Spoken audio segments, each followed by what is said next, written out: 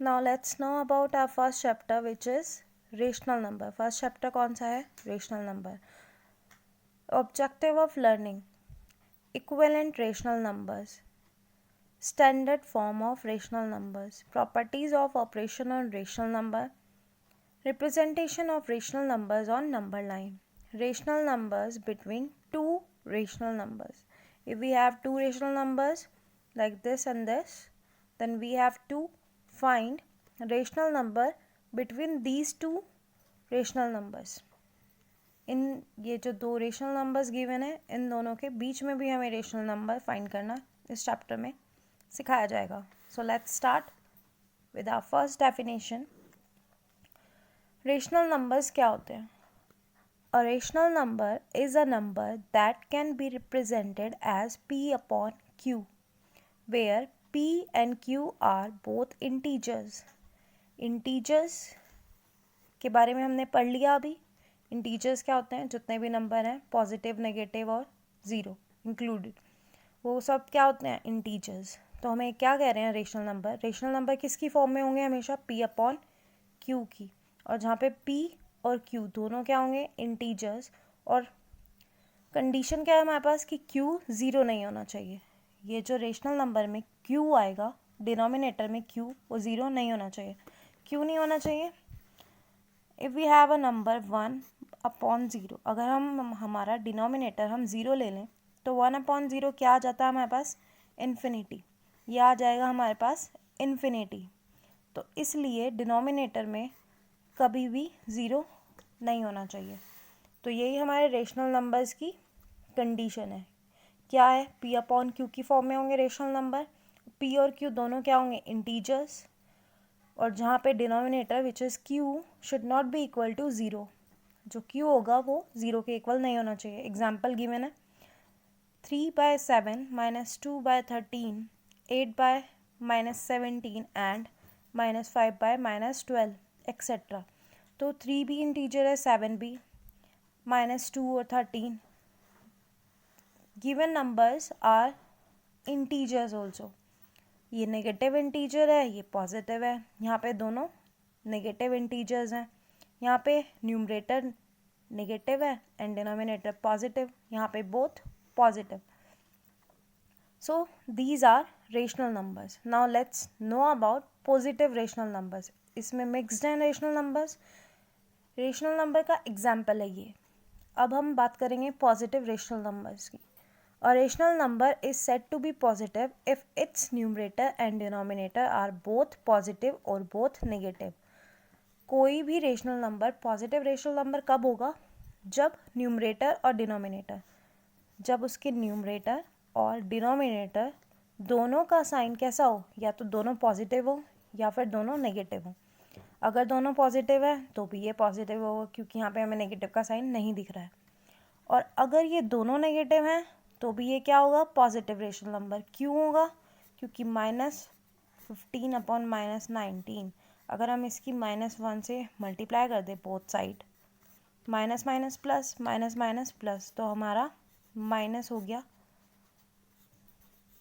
Vanished. तो positive rational numbers का क्या होगा कंडीशन? कि न्यूमरेटर और डिनोमिनेटर दोनों के या तो पॉजिटिव साइन होने चाहिए या फिर नेगेटिव. तो यहीं से हमें पॉजिटिव रेशनल नंबर पता चल गए. तो यहीं से हमें नेगेटिव रेशनल नंबर के बारे में भी जान लेंगे.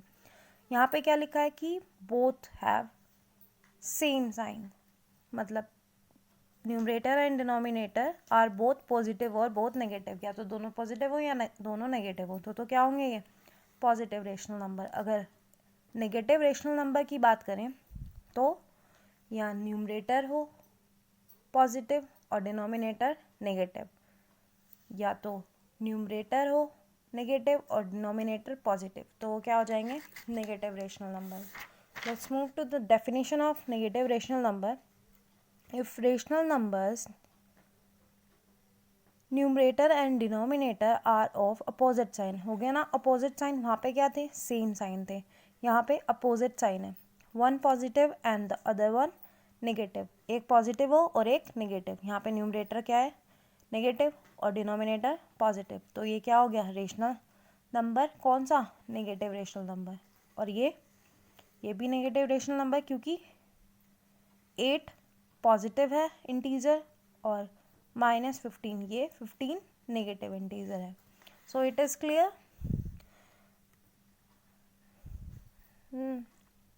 नोट पढ़ते हैं. Every natural number, whole number and integer is a rational number. सारे के सारे नेचुरल नंबर, होल नंबर्स और इंटीजर्स क्या होते हैं, रेशनल नंबर होंगे. क्यों? क्योंकि देखते हैं हम एग्जाम्पल के साथ. 8 कैन बी रिटन एज, 8 एक पॉजिटिव इंटीजर है, 8 नेचुरल नंबर भी है, होल नंबर भी है और इंटीजर भी है. तो 8 को कैसे लिख सकते हैं, 8/1. कोई भी नंबर गिवन है हम उसके डिनोमिनेटर में 1 यूज़ कर सकते हैं तो वो P/Q की फॉर्म में कन्वर्ट हो जाता है. तो इसलिए every natural number, whole number and integer is a rational number. जो भी नेचुरल नंबर है, होल नंबर है और इंटीजर है वो रेशनल नंबर है. अगर हम ये देखें, नेगेटिव इंटीजर है, we have -11 can be written as -11/1 which will be in the form P/Q. ये भी किसकी फॉर्म में आ जाता है, P/Q की. तो ये क्लियर हो चुका हमें. Now equivalent rational numbers. We will study about equivalent rational number. If P/Q is a rational number and n is a non-zero integer, then non-zero का मतलब अगर ये कोई इंटीजर है, इंटीजर्स हमें पता है ये इंटीजर्स है लेकिन कैसा है, नॉन ज़ीरो. ये जो n है ये हमारे पास ज़ीरो नहीं होना चाहिए. Then P/Q. P/Q क्या है, rational number.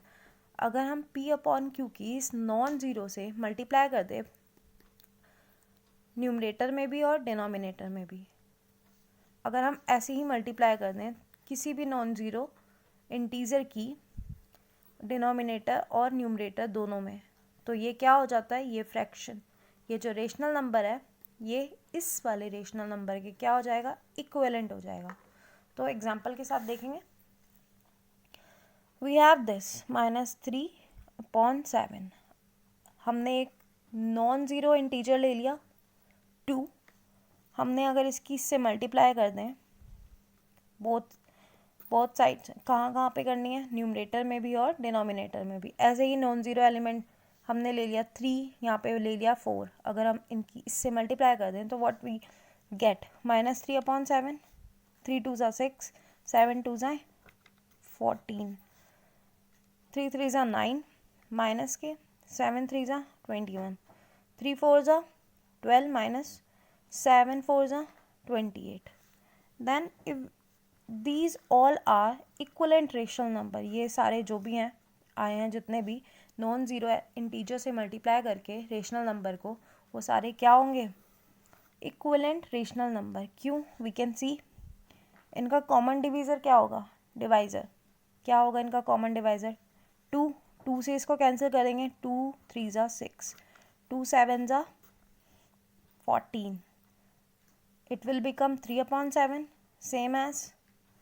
Now we'll see 3 3 9, 3 7 21. It will also become 3/7.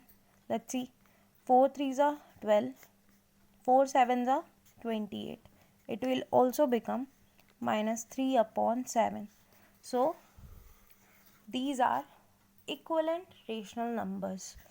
All these rational number are equivalent rational number. ये सारे जो rational numbers हैं वो कैसे रेशनल नंबर है, इक्वलेंट रेशनल नंबर्स.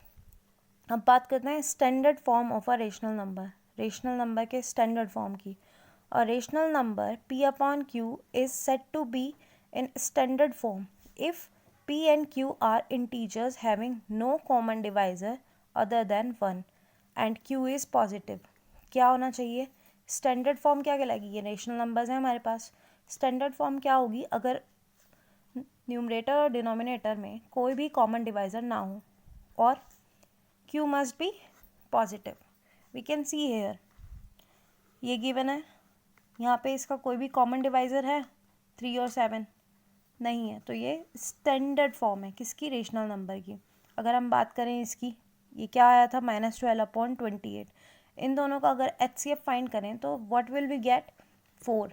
हमें 4 मिल जाता है, इन दोनों का HCF 4 आ जाएगा, जो कि इस कंडीशन को फुलफिल नहीं करता। इसका क्या बताया है कि नो कॉमन डिवाइज़र, कि इसमें कॉमन डिवाइज़र नहीं होना चाहिए अदर देन 1। अगर कॉमन डिवाइज़र होगा तो सिर्फ 1 होगा, और Q must be positive. Let's see one more example related to this. Express 32 upon -56 in standard form. इसको किस में कन्वर्ट करना है? स्टैंडर्ड फॉर्म में। तो स्टेप वाइज चलेंगे। Step first, make denominator positive. Condition में था हमारी कि denominator must be positive. Then how do we make it? By multiplying -1 in numerator and denominator both sides. Then 32 multiplied by -1, it will become -32, minus it will become plus, and 56 ones are 56. तो make denominator positive, तो इसकी help से हमने denominator इसका positive बना लिया। We can see here is negative and here is positive. And step second क्या है? Find HCF of both numerator and denominator. हम इन दोनों को क्या फाइंड करेंगे? HCF, क्योंकि उसने क्या बोला था कंडीशन में कि कोई भी कॉमन डिवाइज़र नहीं होना चाहिए। तो उसके लिए HCF फाइंड करना है, जिसके वजह से जो कॉमन नंबर होगा उन दोनों में से हम दोनों को इनको डिवाइड कर देंगे, और उसकी हेल्प से हमारे पास कोई भी कॉमन डिवाइज़र नहीं बचेगा, तो वो स्टैंडर्ड फॉर्म में कन्वर्ट हो जाएगा। तो HCF निकाल लेंगे किसका? 32 और 56 का। 32 ones are 32. We know how to find HCF. So we will get 8 as a HCF. Now what will we do? We will divide both numerator and denominator by 8. Why? Because 8 is HCF. 8 इन दोनों में common है, तो इसीलिए हम 8 से divide कर देंगे इन दोनों को। तो -32 upon 56, it will become -4 upon 7. How? 8 4s are 32 and 8 7s are 56. It is clear?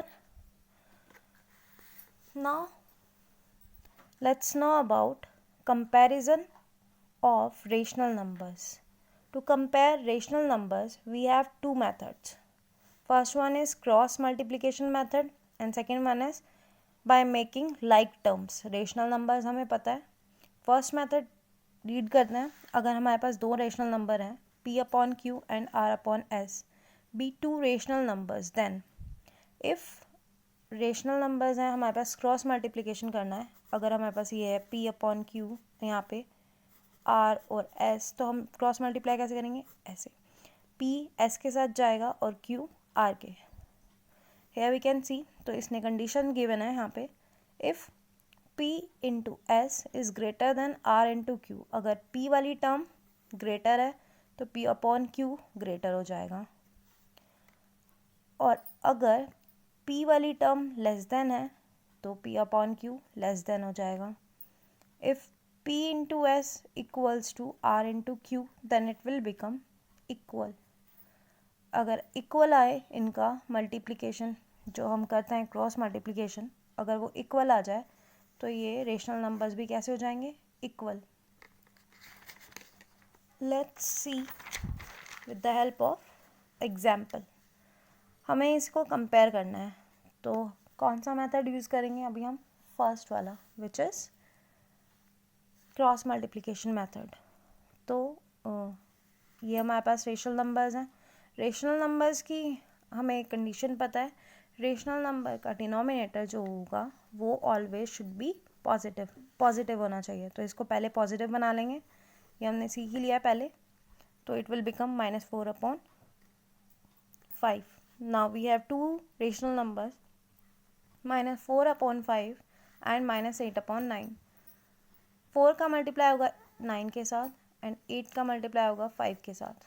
Let's see, 4 9s are 36, it will become -36, 8 5s are 40, -40। और हमने ये नंबर लाइन से सीखा है कि which one is greater and which one is smaller. Negative numbers में जो बड़ा होता है वो छोटा होगा, और जो छोटा होता है वो बड़ा होगा नंबर। तो हम देख सकते हैं यहाँ पे 40 जो कि बड़ा है, लेकिन इसके साथ माइनस का साइन लगा हुआ है, तो ये वाला नंबर क्या हो जाएगा? छोटा। तो बड़ा कौन सा है, -36. So -4 into 9 is greater than -8 into 5. Hence 4 upon -5 is greater than -8 upon 9. So that's all for today.